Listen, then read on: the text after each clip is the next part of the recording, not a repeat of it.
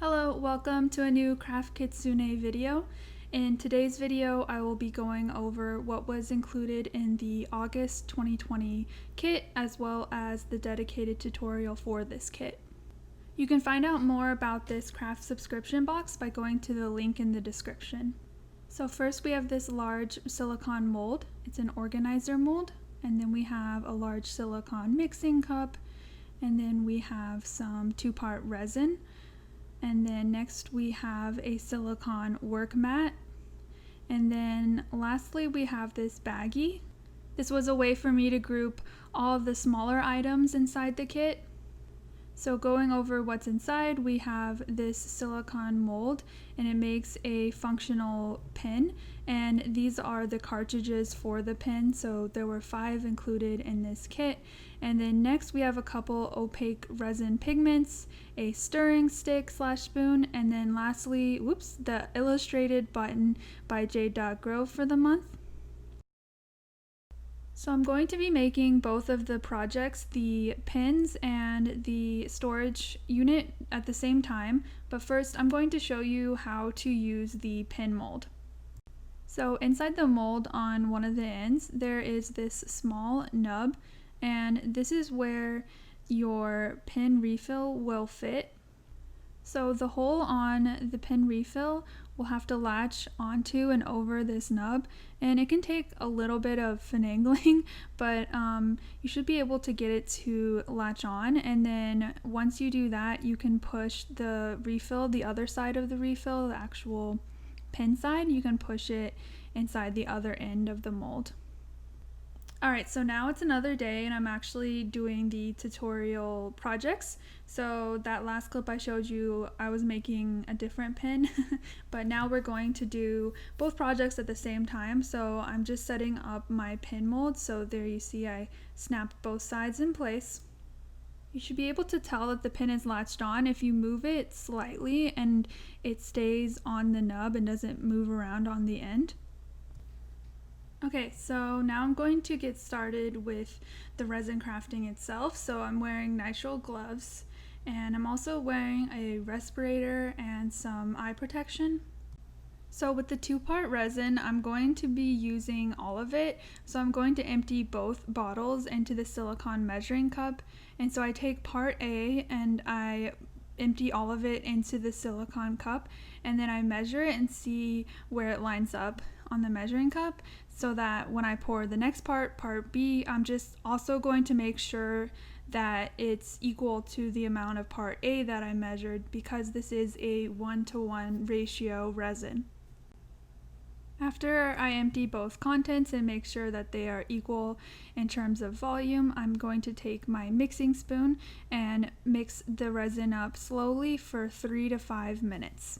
So because I mixed all of the resin, I'm actually left with some extra resin that the 2 molds on the mat seen here won't need. And so I'm going to be pouring some for a secret project off to the side here. And this is actually going to be a part of a future kit. So it's going to be part of the October box. So look out for the reveal for the theme on September 1st for this box. And you'll see what this secret project is. So I poured half of the remaining resin into another cup because I'm going to be using 2 different colors, and here I'm using a needle tool to break the seal on each of the pigments that came in the kit. Sorry it's a little bit off screen, but yeah, I use a needle tool. And now I'm going to color each of the resins. So I'm adding some pigment to each of them, and then I'm mixing it and making sure that it's mixed thoroughly. So after I'm done mixing the pigments into each of the cups, I'm going to pour them at the same time into the largest mold. And so I'm pouring them from opposite sides of the mold, and they will come together, but they won't necessarily blend together in the middle. They'll kind of have like a gradient effect in the middle, which is really nice. And one of my favorite aspects of working with resin is making different color combinations. So that's what I'm doing here. And then I'm doing the same thing for the pin mold, but honestly I was a little bit rushed when I was doing this due to a time constraint for personal reasons, but I kind of poured it a little bit faster than I probably should have because I ended up spilling a little bit over the sides, and it's a bit harder to pour into this mold because the opening is smaller. But I ended up using some Q-tips to get rid of some of the excess that I over poured on. Also not shown is I did use a torch lighter to pop some bubbles, and you do this very quickly over the top of the resin pieces, only for a few seconds to pop any of the surface bubbles. So it's a torch lighter, so I find that style of lighter to be really useful for resin. After pouring your resin, you will need to wait at least 24 hours before it hardens or cures, and you will be able to take the pieces out of the molds. Alright, so it's the next day for me, and my 2 pieces are completely hardened.